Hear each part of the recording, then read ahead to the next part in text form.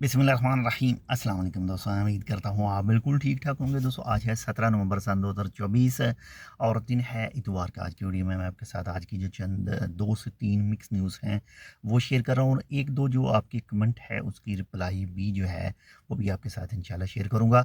तो सबसे जो पहली न्यूज़ है वो है, आप तो जानते हैं माशाल्लाह से आज 17 है, कल 18 है, और 18 नवंबर को हर साल जो है ओमान अपना नेशनल डे जो है वो सेलिब्रेट करता है।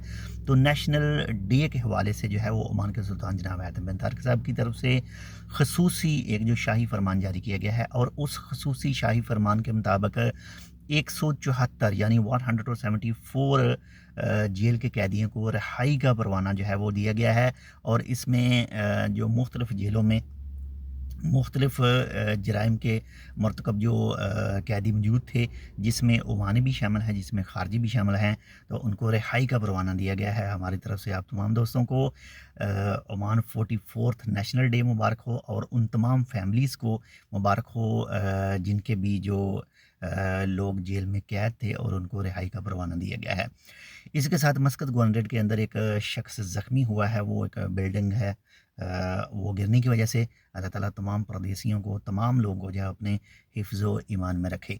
इसके साथ ही अगर बात करें ओमान के मौसम के हवाले से, तो आज चंद घंटे पहले जो है ओमान के महकमे मौसमियात के मुताबिक एक आर्टिकल आया था, और उसके मुताबिक जो है अलवस्ता गवर्नरेट और दफ़ार गवर्नरेट में किसी किसी मुकाम पर जो है वो बारिश के चांस जो हैं वो बताए गए हैं। बाकी अल्लाह ताला ही बेहतर जानता है।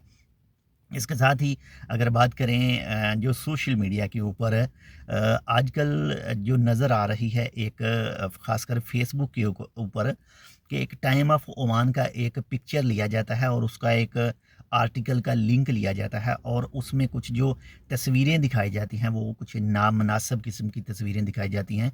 यानी किसी ओमानी को पकड़ा होता है और बताया जाता है जी ये चोरी कर रहा था, इसने ये किया, और इसके जेब पर माइक लगा हुआ था, कैमरा लगा हुआ था। तो उसके हवाले से कल भी may be time of Oman में ही आया था कि ये उसकी ख़बर नहीं है, ये उसकी न्यूज़ नहीं है।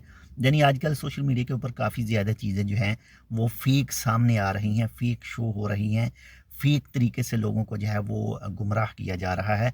तो एहतियात कीजिए बहुत ही।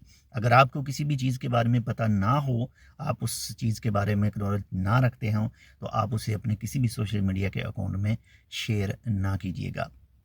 बस कि बाकी इसके साथ ही अगर बात करें, ये मुख्तलिफ़ किस्म के कमेंट आते हैं। ख़ासकर एक कमेंट देखा गया है, जो मेरे ख़्याल में जो भी दोस्त वो कमेंट करता है वो वीडियोज़ नहीं देखता है, खाली सिर्फ वीडियो का टाइटल देखता है, थंबनेल देखता है, और जो कमेंट करना शुरू कर देता है। तो उसमें जो वो कमेंट करता है कि ओमान के वीज़े कब खुलेंगे, ओमान के वीज़े कब खुलेंगे। ओमान के वीज़े भाई खुले हुए हैं, कौन कहता है ओमान के वीज़े बंद हैं।